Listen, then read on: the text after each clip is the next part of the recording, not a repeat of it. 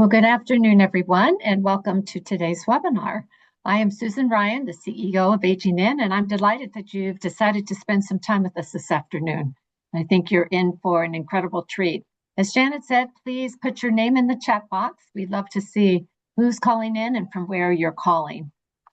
And to go forward, this is really a particularly interesting session today. It is part one of a two-part series.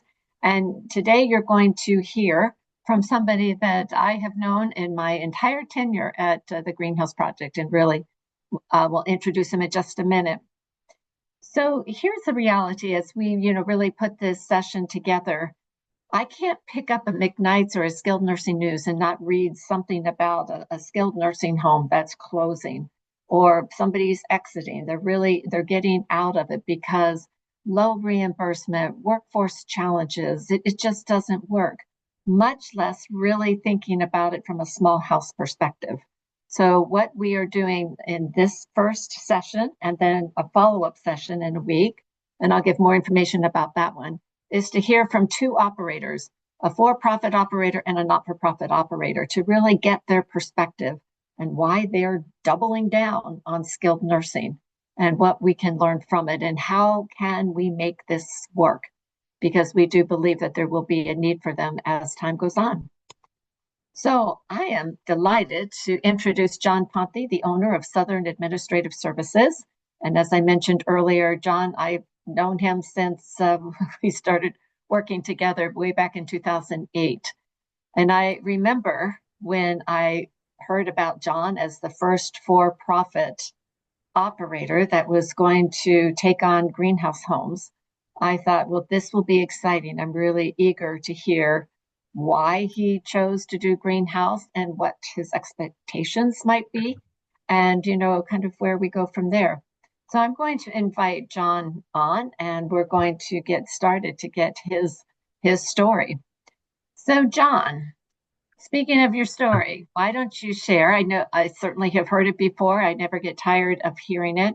Tell us a little bit about how you came to learn about the greenhouse model, what intrigued you about it, what made you as a for-profit operator say, I'm going to do this, and why would you do it?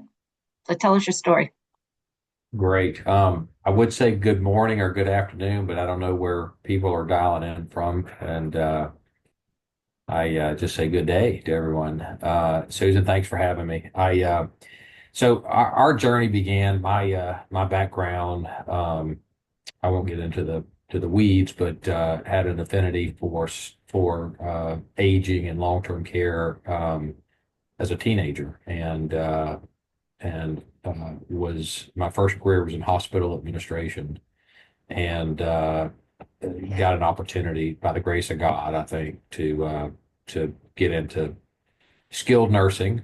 And I guess our journey was uh, fate filled. We our model was to go and purchase nursing homes that, quite frankly, were at the end of their life cycle.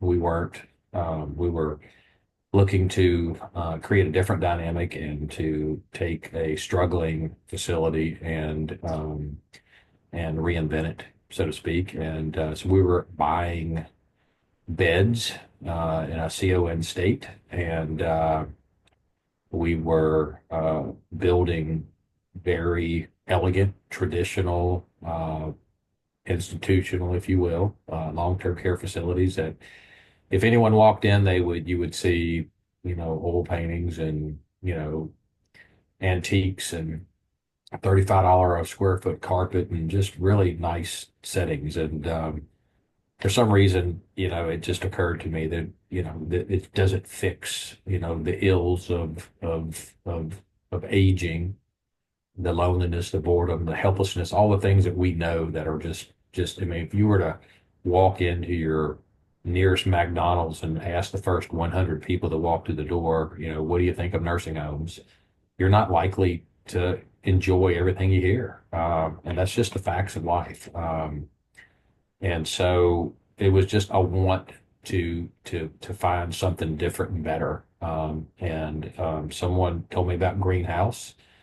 I went and looked, and for those of you on this call that haven't been to a greenhouse, I can't tell you adequately about it. You have to see it. It's one of those visuals. You got to put your eyes on it, and I think it instantly makes sense once you walk into one and meet the staff and see the environment of care. But so so we did that, and I was instantly struck by you know this is a place where people that wake up and say, "Oh God, I hope never have to go to a long-term care facility," might actually find purpose and fulfillment. That's what kind of led to it. And at the end of the day, you know, we're in a state that the average occupancy percentage is 70%. Got we're overbedded, and you need to figure out, how you're going to best compete and do right by those you serve. And so our interest was doing well and doing good. How can we do both? How can I go home and put my head on the pillow at night and think that I've done the right best thing, and also do something that is competitive and that represents the right business strategy. And we took a leap of faith. We built a greenhouse, scared to death. Had no idea. I mean, we did our pro forma and we looked at the numbers and we did our due diligence, and I thought, my God, I mean, the numbers work. This may very well be kind of the right best thing. And now we sit here today with 10 greenhouse campuses, 76 cottages, all 12-person cottages. And quite frankly, from a development point of view, can't build greenhouse fast enough. The demand has been overwhelming. The success has been overwhelming. And just don't know what to say beyond that. It's been just a challenging ride, but very fulfilling and very fruitful. And let me just kind of drill down on a few things. It sounds like your leap of faith to do good, to do well has paid off. And we're going to drill into some of those numbers. I think the other thing that I remember when I first met you, and I said, so as a for-profit, why are you doing this? And notwithstanding some of the things you've already mentioned, to the meaning, the purpose, and we can do this, even though you were kind of fearful, but it was the competitive advantage.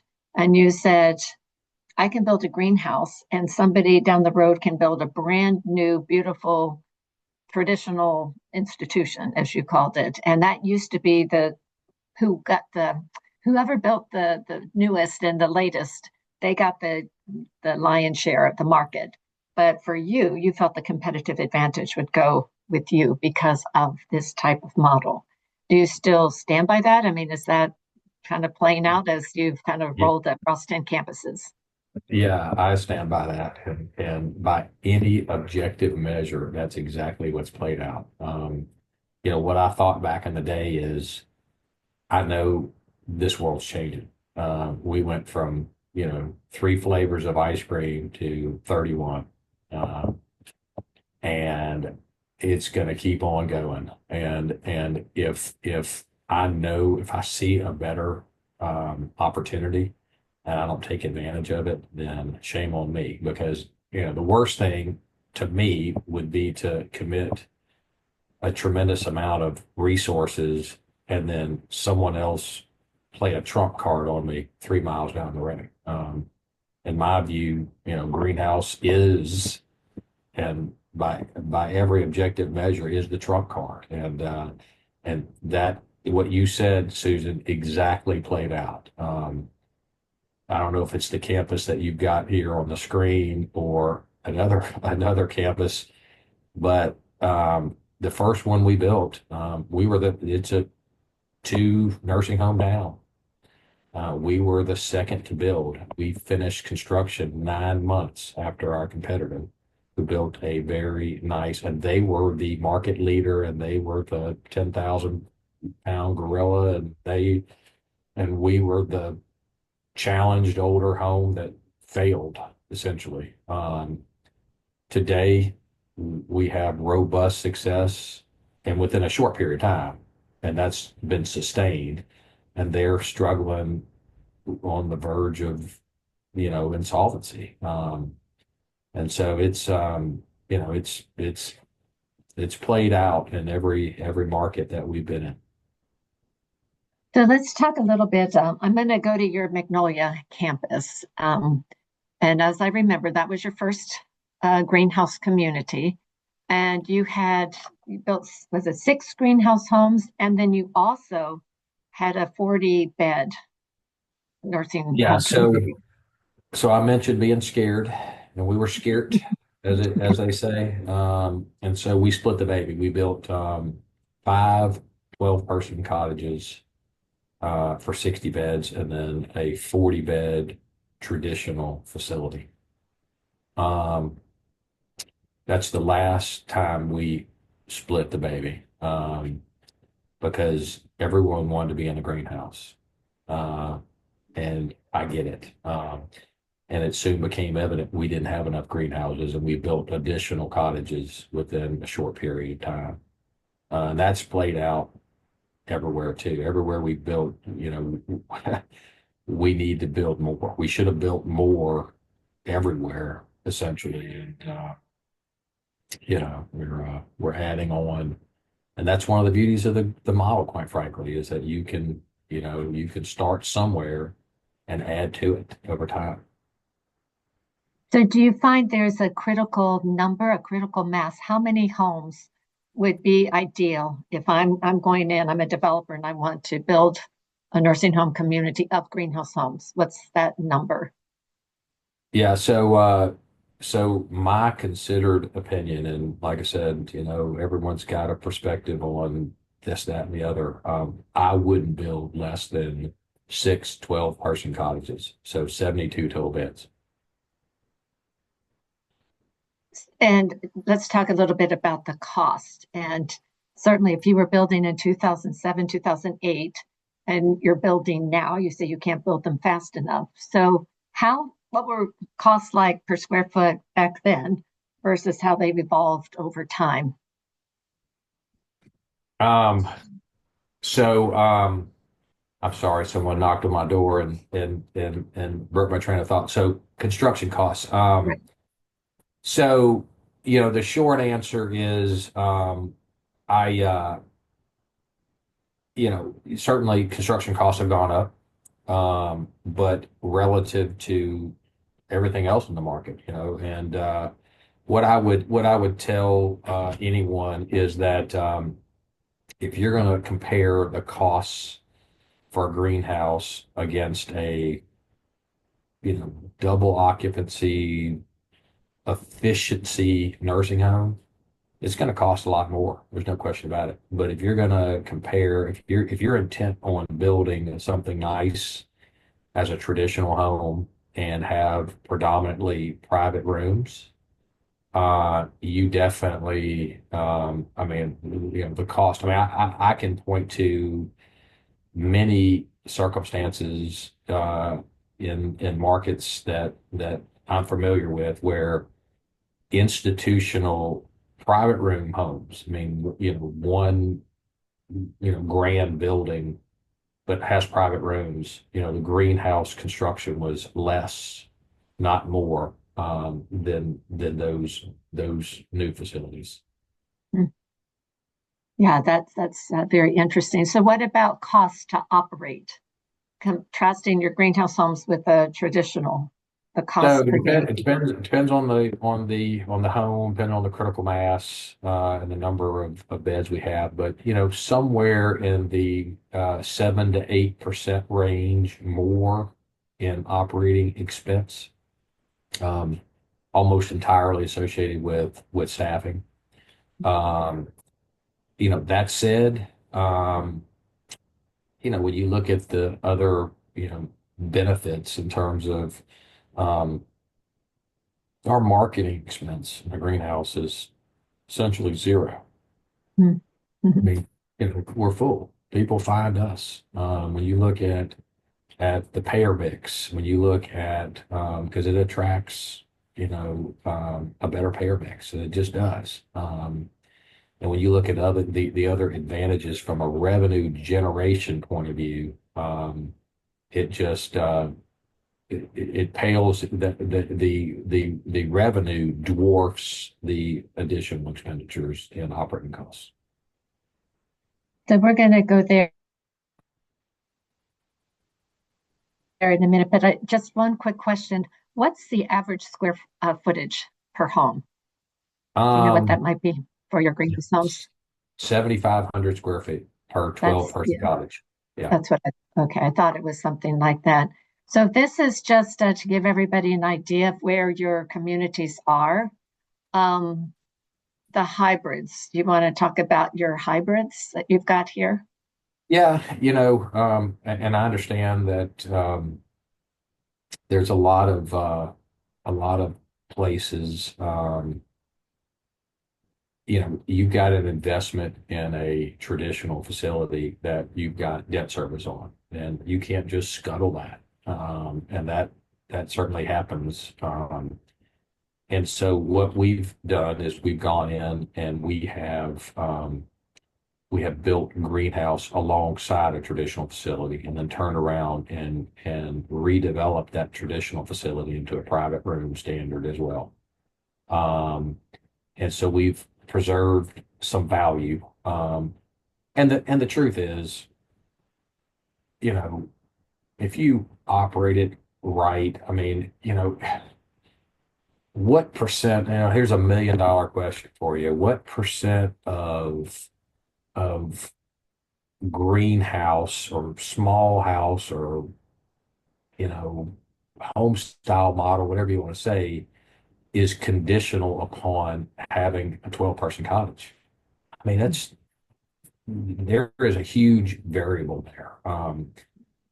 So many of the practices and philosophies and protocols and culture that you develop in greenhouse can be easily adapted in a traditional facility. But obviously you have to have private. If you don't have a private room, I mean, it's that's kind of a foundational kind of piece of this. You can talk about dignity and person-centered care and all these things, but without private rooms, yeah, I don't know how you achieve that. I mean, it's all relative, of course, but so where we have hybrids, we have just determined that we had to buy facilities and buy beds, and you can't just scuttle that debt service. You have to uh, use it in some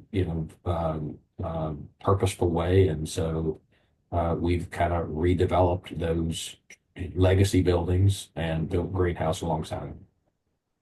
But I think I also heard you say that you're not building traditional buildings anymore, that there may be the Nope. hybrid model that you Yeah, just described, yeah. but you're not Zero. doing We that. haven't built a traditional building. We've built, I don't know, 10 buildings in the last whatever number of years, and it's all been greenhouse.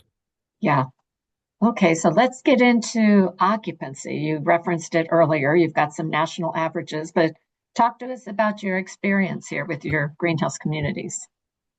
So I don't know how old this is, but I mean they're all full. I mean, what is full? If you're gonna run, and this is one of the challenges that everyone on this call, if you're in the skilled business faces, if you want to run a skilled occupancy, a rehab census of 20, how many rehab beds do you need? It's not 20. You're never going to have full occupancy. The way that the that referrals ebb and flow. Um, I mean, you might have, you know, 40 referrals from hospitals one month, and next month you have 20. Did you do anything different or better or no? Which is kind of the cyclical trend of things. And so if you're going to run a census of 20 skilled, you better have, maybe 26 to 30 beds, or at least 24 to 26 beds. And in some markets, I've been to greenhouse markets where they literally they've had, 24 skilled nursing beds and they've run a census of 23 point something. And you know, they've got them stacked up and they have reserved rooms and they're turning over beds, very, very quickly. And it just, I mean, that's pretty impressive, from an operational point of view. So that's a challenge. So when you look at these occupancy figures, you got to keep that in mind. Yeah, exactly. Well, let's go to payer mix, as you've referenced Medicare. So, talk to us about what you're experiencing here between Yeah, I greenhouse as well as mean, your hybrid. you see it all over the board, but basically every one of our properties has a very significant Medicaid payer mix. Um, and I think what most operators, I mean, as you're doing a pro forma, you're looking at total revenue that you anticipate and divide that by beds, and it's revenue per bed. Okay, and how you achieve that, it doesn't matter. You take whatever mix you need to take, but but you know we're fortunate to have a moderate rate in Arkansas, and in Colorado. I mean, I wouldn't say it's robust. Um, when we first started this, it was much less than it is now. So it's all relative, but the point is that you can very comfortably, at least in the states that we operate in, run a fairly significant Medicaid payer mix. Because keep in mind, I mean, I can't just go build wherever I want to build. I mean, I've got to buy beds and I've got to build where I can get beds. And a lot of times it's not the most, I mean, people ask me, why would you build a greenhouse in Rising, Arkansas? I've been Population there. of 750, doesn't even have a stoplight, there's a blinking light. There's no hospital, there's no doctor's clinic. Why in God's name would you do that? And when I tell you it's got the most nursing home resident days per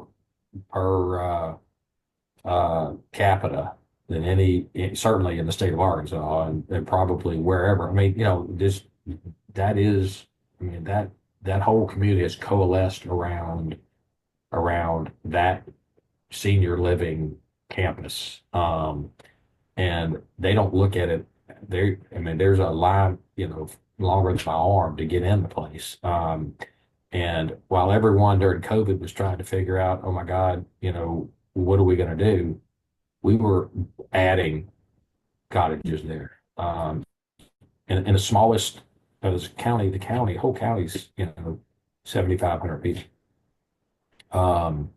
And so, if you ask me, and you may, Susan, what's it take to go figure? I don't know. I mean, that's where we had the beds, and we said, by God, we love this model, and let's see what we can do in a rural market. And it has been overwhelmingly successful. Now, is the payer mix as good as we will know? Is there a critical mass of wealth or Medicare? No, but we've made up for it in other ways, and Mhm, mhm. I wouldn't trade it for all the tea in China. I mean, I just it's one of my favorite places in the world.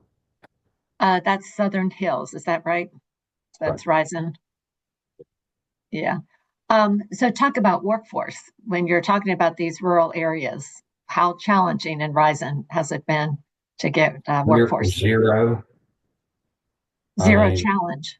well, that's the trade-off. I mean, y'all stop me, and some of you may be nodding your heads. Everything in life is a trade-off. Okay. I would, when you get to urban markets, you get a critical mass of wealth. You get critical mass of Medicare. there is a huge population of potential employees. There's just dynamics. Okay. But I must say that generally speaking, this is not everywhere, but when you get to a rural market, you get a workforce that understands, that has a better sense of family and culture, and is committed to one another and is committed to those elders. Now, that's not to say that's not in every place, but it's just more so in a rural market, and that's just been my experience. You know, so we have no workforce challenges there. I mean, people want to work at this facility, and it's you know, it's got a committed draw of you know, staff. You know, it's interesting. I've been to Southern Hills. It's been quite a while, and then I've been to Belle Meade, which also is rural. And I would say that same community feel and the people they've kind of grown up together, and it really is kind of very familial, and it has worked well. And I've seen it in other rural greenhouse communities that there is something pretty magical about what can happen. So, talk about quality outcomes. Our occupancy is good, your payer mix, you're making it work, and you're able to support people on Medicaid. But talk about quality, satisfaction, and those types of outcomes for these communities. Um, you know, I'm very proud, and that's one of the things I'm most proud of is our quality scores. You know, everyone knows that you're only as good as your worst CNA at 3 o'clock in the morning. And that's the nature of kind of a long-term care industry. That said, uh, we've got, 36 properties that are client facilities of Southern Administrative Services, and our average 5 star is in the top, 15% of, organizations that have over 20 skilled nursing facilities. So we're very pleased with that, and it's been, I mean, the satisfaction and the quality results are there. Yeah, I can attest to it. I mean, when I was again in Belle Meade, we did some filming there for our memory care best life approach, and it was really incredible. The few antipsychotics and the quality of life indicators, it was pretty amazing. All right, so we're going to go to kind of this is a place where you have gone that is kind of taking greenhouse in a new direction. We launched the trademark waiver program to really say, well, what if we did this, or what if we did something outside of what we've traditionally known as greenhouse? And you were one of those trailblazers that did that with what we're seeing here. And so I'd love for you to talk about your journey to Texarkana, how you kind of came up, describe what we're seeing here, and then we'll go down to floor plans and kind of take a look inside. So talk about that journey. Yeah, so one of the misperceptions I would suggest of greenhouse, and let me just say this real quick, Susan. I mean, the only reason I'm on this call because I've been a beneficiary of a lot of goodwill from a lot of people who were kind enough to answer questions for me when I was scared and didn't know if I was doing the right thing. And so many operators of greenhouse said, we'll open our doors to you and kind of give you some data and information. And it helped me to make an informed decision. That's all I want to do. I want to help people make informed decisions. I'm not trying to convince anybody of anything. I stand to gain zero. I've got, like everyone else in this call, more to say grace over than I can possibly do in a day. But I believe in it, and I believe it's the right best thing. And I'd love to see people do it all over the country because it is just, it's doing well and doing good, and you can do both. So this right here, you have, this is Texarkana. And our thought was, and one of the misperceptions of greenhouse is you know, why would I do that? Because I don't want the greenhouse police, in addition to all the other regulatory bodies that I've got looking over my shoulder. There is no police. You are your own, master. And so we went to greenhouse and said, hey, let's try a little something different. I mean, we've done this a number of times now, and let's experiment a little bit. And under the theory of what's the chances that there's only one way of doing it? I mean, there's no chance that there's just one model and that's it. Okay. And so what you see here on the screen is 4 greenhouse cottages. Okay. You were to take a line and dissect this, or take 2 lines and across this, those are the 4 greenhouses you see. What we thought about was this. What's the best and worst of greenhouse? It's the same thing. It's a small, intentional community of people. Can we have our cake and eat it too? Can we still have that small intentional community of 12 people living together in their own self-contained nursing home and yet do it in a setting that better achieve some efficiencies and better achieve some of the things that we desire. A better quality of dietary experience, for example. Well, how do you do that? Okay. So one of the challenges of greenhouse is in some of our campuses, take Belmead, we got 11 kitchens. Okay. Mhm. That's 11 opportunities for surveyors to come in and go, oh my God, there's a mislabeled food jar. Okay. Got it. Okay. Although it's had its annual survey of, I don't know, three deficiencies or whatever. They got more bed days than any other nursing home in the state of Arkansas. And their administrator wants to add, 3 or 4 more cottages. And, I'm like, oh my God, so I say all that to say, this creates a little bit different dynamic.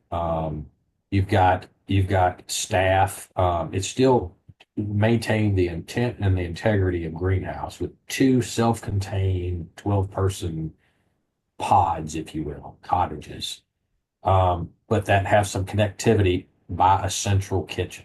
Okay, so we're able to get a higher level of dietary support, culinary support in there, you know, um, and we're able to create a circumstance where our staff don't have to go out in the elements as much. Now, is it a big burden? But I don't know how many days it rains, but not that dang many. But when it does, it's not me that's walking out in the rain. Okay. And so, you know, that is that's just the ability to circulate within those 4 cottages and support those elders more robustly, and quite frankly to create some economies of scale. We go from you know 4 independent systems on everything to perhaps 2. you know um, and there's some economies of scale in the kitchen. We can do some more robust things in our culinary programs, and we create a little bit uh, better of a staff dynamic, and quite frankly, from a clinical point of view, where our emergency drugs are and our emergency systems are. I mean, we can get to it without having some the same degree of isolation in the independent cottages. Now, is this something only thing we're going to do? No, it's not. But we wanted to try it here and kind of see where it works. So this is just a picture of the kitchen. This is the dining rooms. This is one of the cottages. That's a kitchen, and so you really can't get through to the other cottage except going to the kitchen, and no one does that. I mean, and this is the dining area. Um, keep flipping through there, see, and then of course that's the hearth room, and all the rooms are around the hearth room, and then this is kind of a typical, um, uh, bedroom where, we obviously encourage every elder to come in and make it their own and create home as they see fit. Yeah, it's pretty amazing. And you know, I think we could spend a lot of time right here, but John, I really want to have you address the misperceptions. And I think, how many times have you or I heard say, "Oh, greenhouse doesn't work," and that you can't make the numbers work? So we're going to start with, I'm going to just ask a few questions about the misperceptions I hear most often. And the first one is, how do you achieve financial viability? And you've got 60% plus Medicaid in your payer mix, because most people say we can't make it work with Medicaid. So talk a little bit about how you make it work with a payer percentage as you do. Well, I mean, I don't think it's unique to me and to our organization and our client facilities. Um, it is fidelity to the model. Okay. Um, if you're not completely committed, okay, now stop me when anyone's heard anything to the contrary of this, but I mean, what does it take to be successful? I mean, what I find is a lot of organizations, you know, don't have um, don't have the necessary capital. They cobble together some capital and they don't have the depth of resources it takes in any business to be successful, much less one of these. Um, they think sometimes that there's some panacea that people are just going to walk in and naturally be like, oh my God, everything is going to be different now. Mama's going to go from her, you know, uh, uh, challenging clinical circumstances, and next year she might make the USA gymnastics team. Okay, and I mean, it's not, you're there. This is no panacea. You're still dealing with sick, frail, elderly people. And these facilities take the same scope and of patient and clinical complexity that any of our traditional facilities take. So there's no difference in that regard. That's one of the misperceptions. This is just, assisted living on steroids. It's not. Okay. Right. And so the other thing I would say is, what I found when greenhouses have not been robustly successful is that there hasn't been a commitment to the fidelity of it. Someone says, "Oh my God, it's too hard to cook in the cottage, and let's bring in food." Once you start that, there's no. I mean, I'm telling you, we've never done that. We've never had a problem. The people who just, when the going gets tough, they go, "Oh my God, let's just find an easier way of." No, you don't. A lot of people say, "Oh my God, being a Shabbat is so much harder than being a CNA because you have to cook and clean and care." No, it's not harder. All the evidence to the contrary, it's different. Okay. You've got staff that some staff want to be emotionally detached. They want to come in and they want to get their task lists and execute their obligations and their tasks and leave. Okay. That's not what greenhouse is. Okay. You're recruiting people who want to be a comprehensive source of comfort, love, and support for the elders they serve. And there is an emotional obligation that you assume in that. And some people don't want to do that, but that is the magic of it. No matter what else I say, why does greenhouse work and what's the most important thing? It is the commitment. It is the family of families. It is putting care in healthcare, however you want to say it, but it is the relationships that develop between staff members and elders, between the elders' families and staff members, between staff members' families and elders' families. I mean, it's real. It's a commitment. It's more than just, there I did it. It is I have a commitment and obligation to this person that is well beyond it's personal. And and that's what makes greenhouse work. So financially, I find a lot of organizations, don't have the sophistication, and quite frankly, and at the risk of offending anybody on this call, I would tell you, I think the world of nonprofit providers, and they are the heart and soul of the industry. Okay. That said, the best and worst thing is no one owns it. Okay. When the going gets tough, sometimes people get going. And you know, failure can't be an option. You have to have someone who theoretically owns the obligation, and who will carry that mission and that commitment and see it through. And often, and that is, I know that sounds awful, you know, subjective to you, but people that know what I'm talking about understand. But that's the most important element of success, in my opinion, is having enough sophistication as an organization, and the resources and the will to execute on the model. If you do that, the model works magnificent.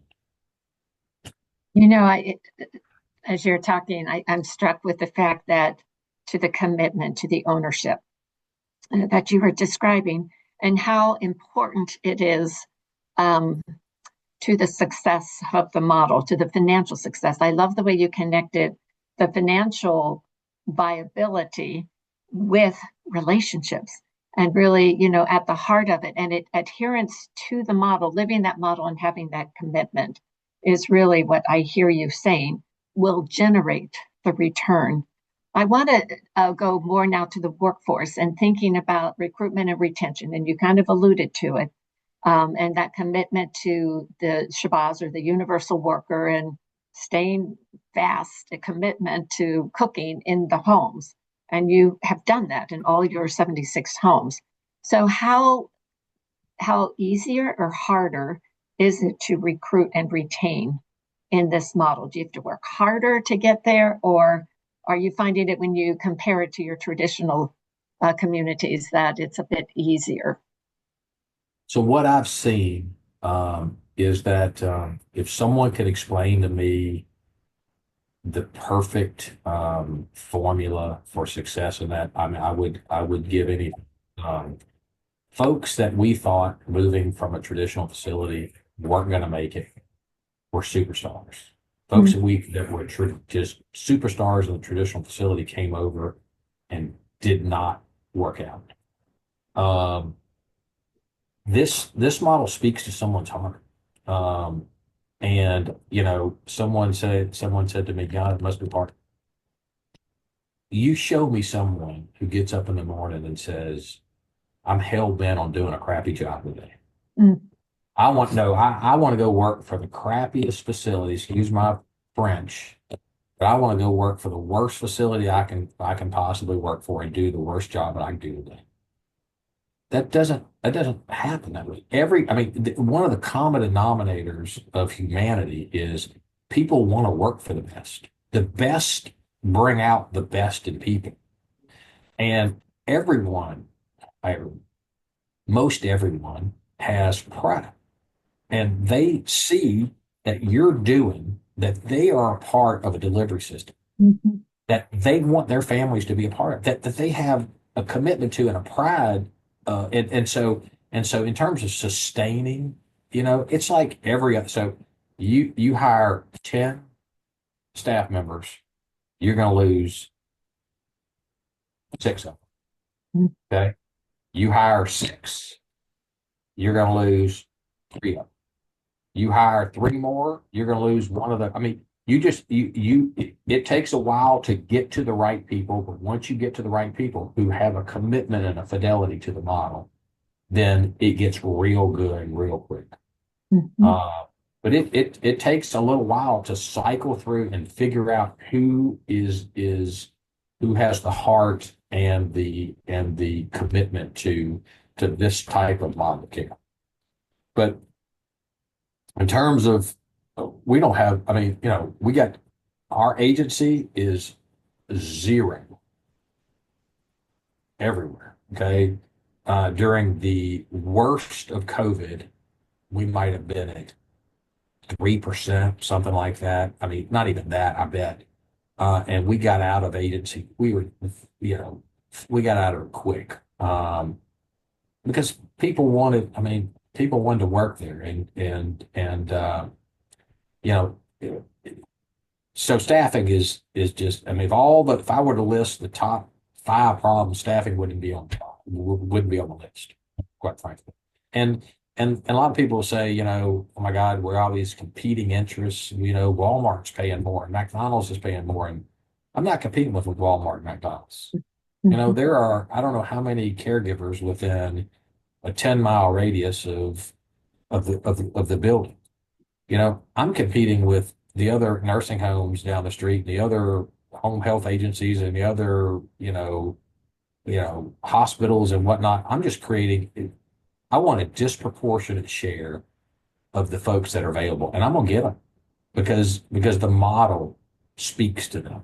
Okay, and it's just a better quality of work life. I mean, if you take someone and you say to them, we're going to treat you with dignity, and the Mhm. same dignity that we treat these elders, and it's not against the rules to sit on the couch and hold someone's hand and talk to them about their favorite color.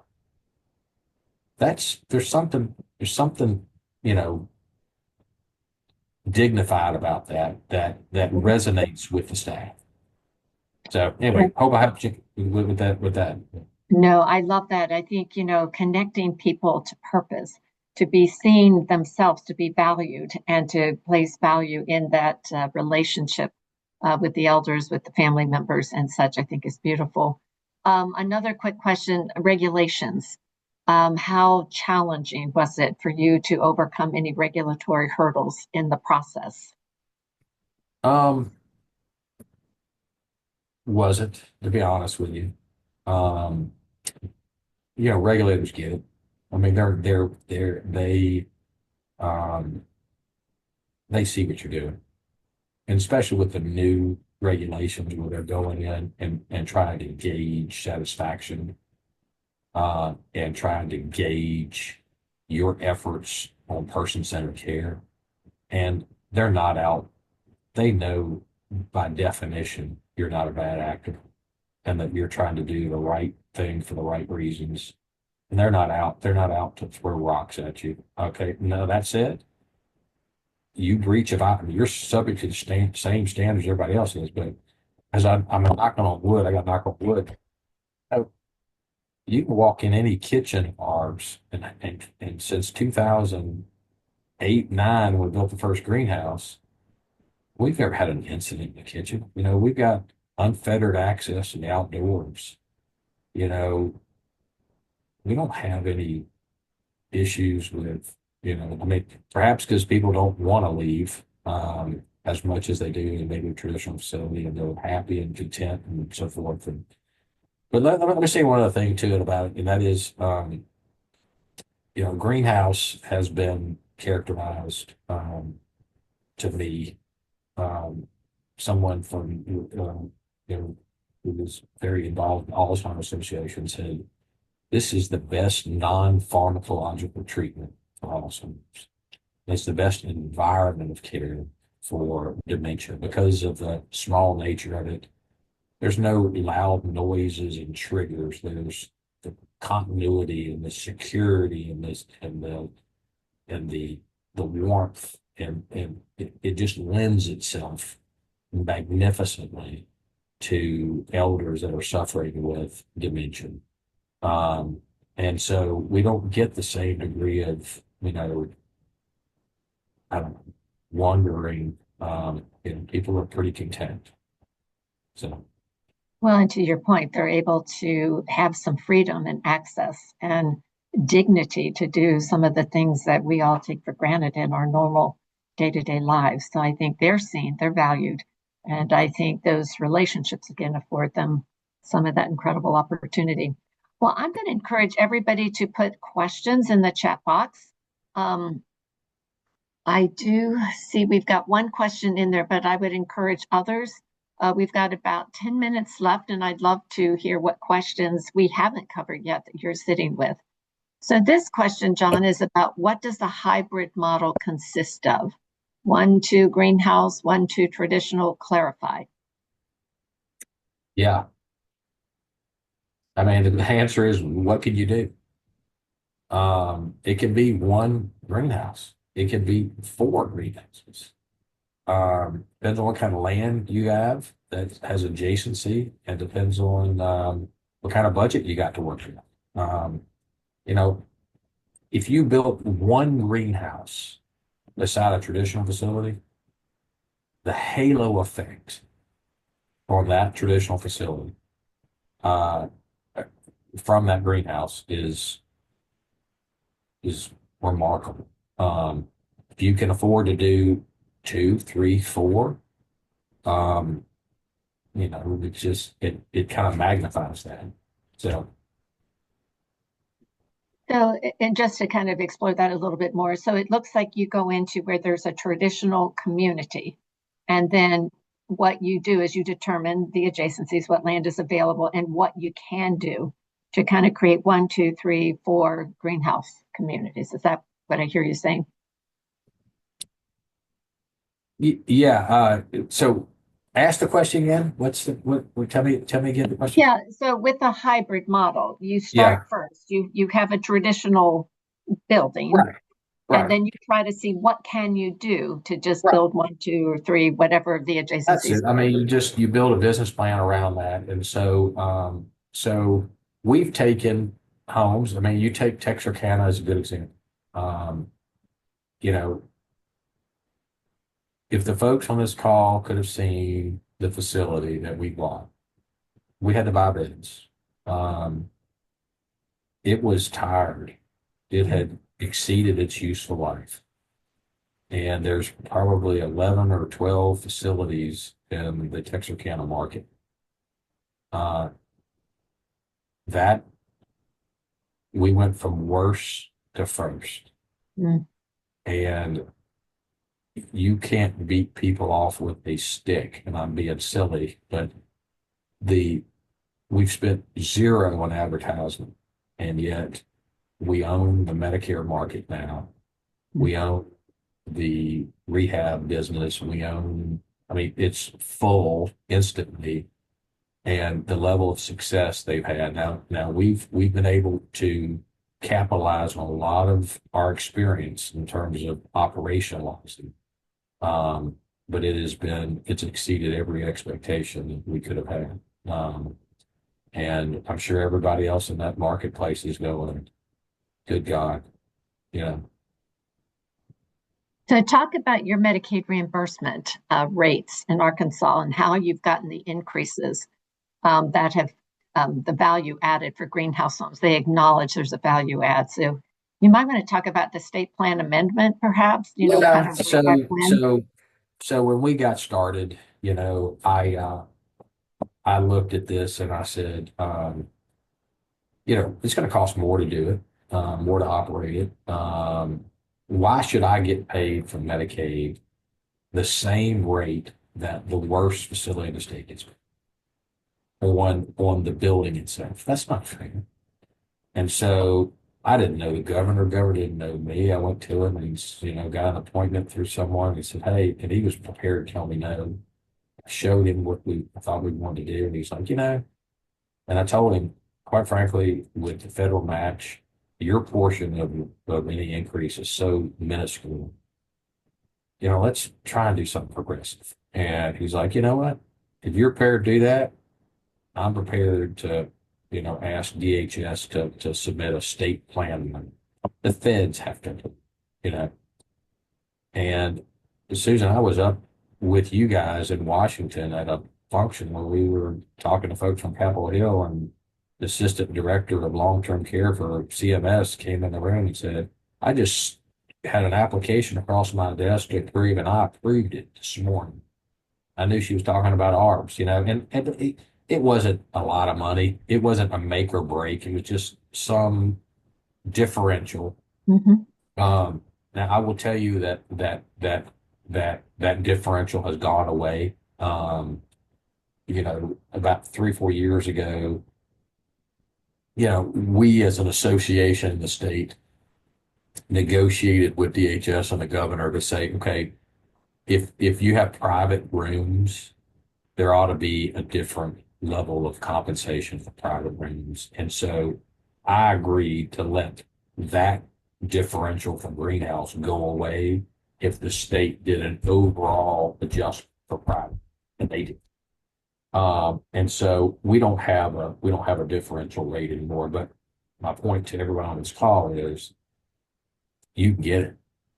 Yeah. I mean, you get it. I think CMS is giddy about the possibility of paying a differential amount. And the thing about it is you gotta have a Medicaid person in that bed for you to get the Hmm. differential. It's not like they're paying you to take, care of a disproportionate number of wealthy individuals. It's if you're willing to extend your mission to those that are not in the same socioeconomic class as those who can afford anything, you ought to get paid more.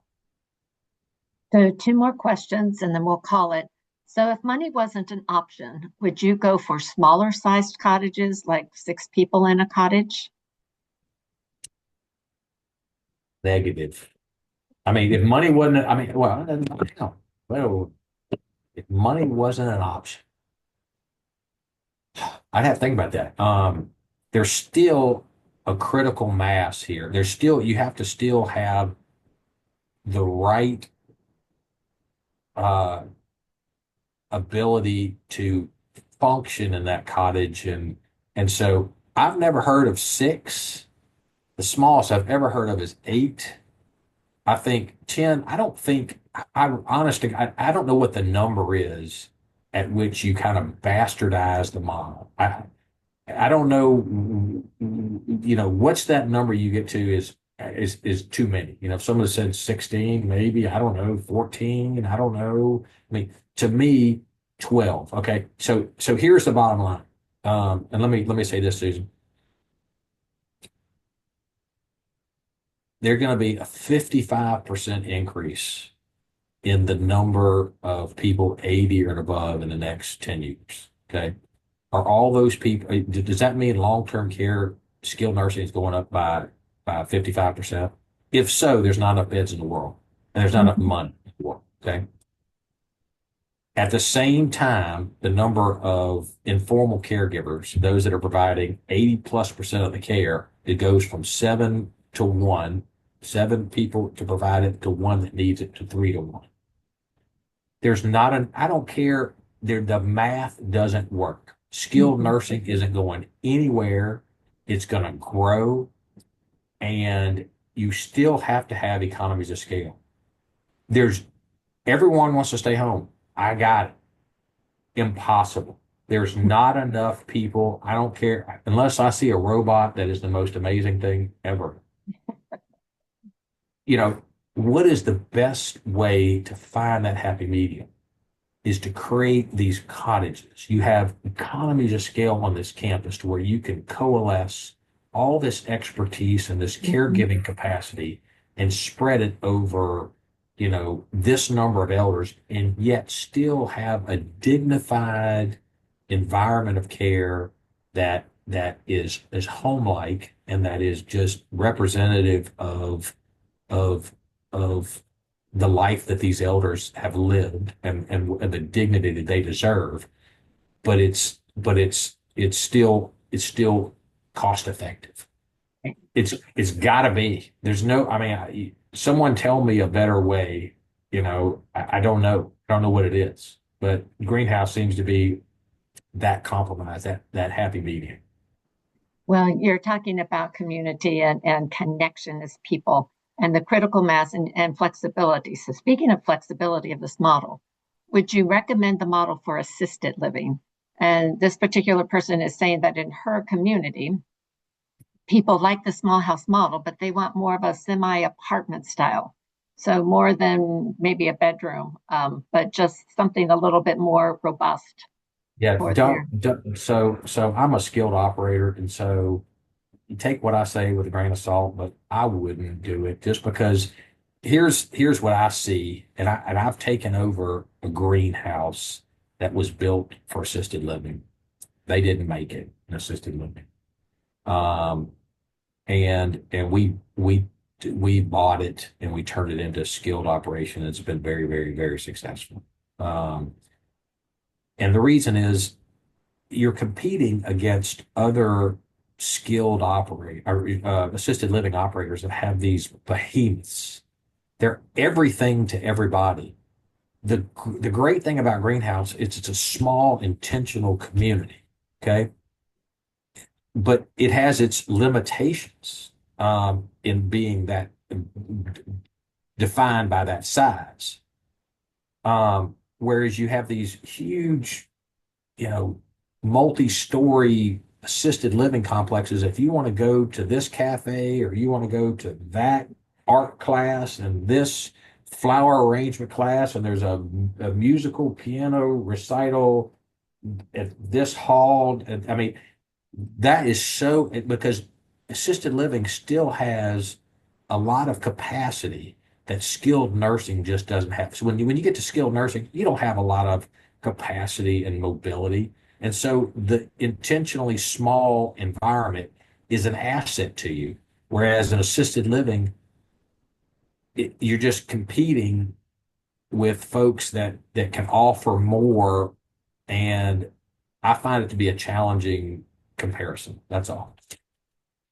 Well, John, words of wisdom, lessons learned. I'm grateful for the time you shared with us this afternoon. And Janet, while you're pulling those slides up, if there are additional questions for John, please, reach out to us and we will certainly get those questions answered. I think we could probably spend most of our afternoon really unpacking some of the lessons that you have learned in your journey and really gain your perspectives.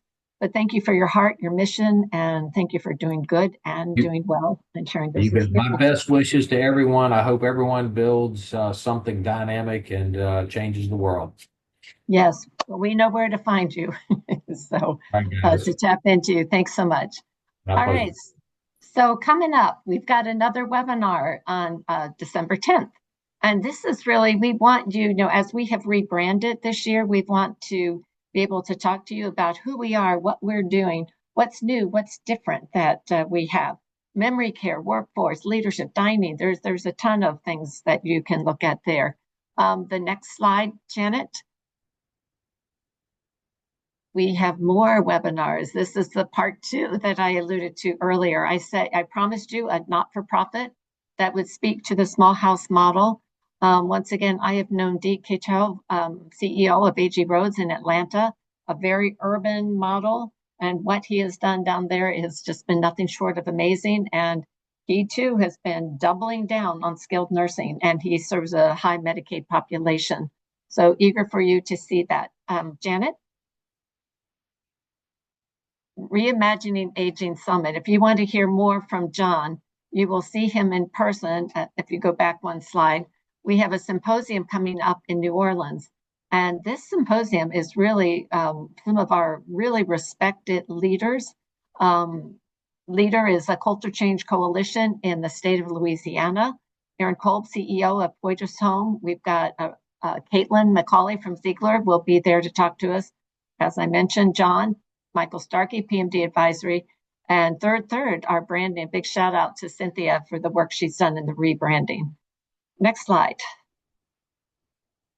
Leading empowered cultures. I think coaching is our construct for everything that we do to really help you as leaders embrace this type of change and really help to support person-directed living and to the culture that John described, the empowered cultures. What does it look like? Sign up for this course that we have beginning actually in January. So sign up quickly so you can really get involved in that. Next slide. All right, here we are, our Educator Academy. Have you ever thought, how do I get a hold of the education? So I can really, with my small house that I have, I can really have trainers, educators that can come back and really equip my organization. So going back to New Orleans in early March, where you will get equipped, you'll have your educators come back with the curriculum and be able to really take this into your community of small houses. Next slide. All right.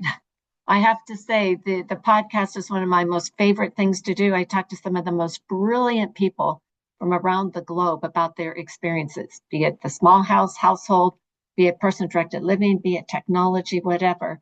But I would encourage you, if you want to know a little bit about the power of the household model, you can tune into the episode that went out on October 7th.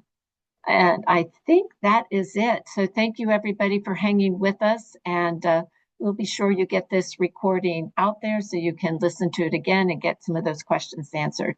So thanks so much. Have a lovely afternoon and hope to see you next week on our next webinar. Take care, everyone. Bye-bye.